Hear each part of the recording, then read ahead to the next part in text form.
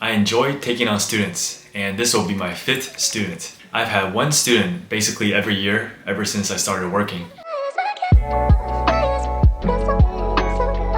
Hi, I'm Jeffrey, physical therapist, and welcome to Life of a PT.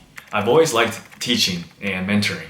With students, I get to teach them things that they don't usually learn in school. I try to teach them skills they can benefit from in the future as they develop their own style and figure out what kind of clinician they want to be. I also get to learn from them as each student is unique.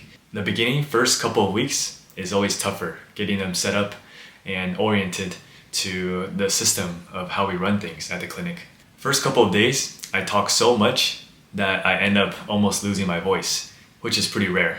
I'm a quiet person in nature, but there's just so much to explain to the students initially. Whether the student already has neuro experience or not, I follow a general guideline to gradually build up their caseload each week. My student this time around is only here for 8 weeks, which is pretty short, as most clinicals can be up to around 12 weeks. The student is also going to miss half the week from February 15th to February 17th for CSM, which is a annual PT conference, and this year is held in Boston. She will be presenting on her research project they did through their program, their school. For students, I usually try to schedule them to go to our inpatient hospital for a day so they can see how things are at the inpatient side compared to the outpatient.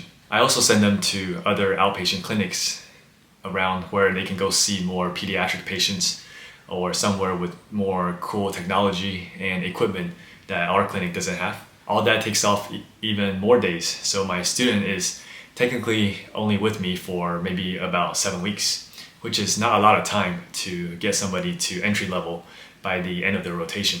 It really goes by super fast, and I'm sure if you guys have experienced it as students, you know. I blink and it's already midterm, which is where we're at right now. For midterm, I have a scheduled call with their clinic faculty, and I have to complete a midterm CPI, which is a grading system that they use.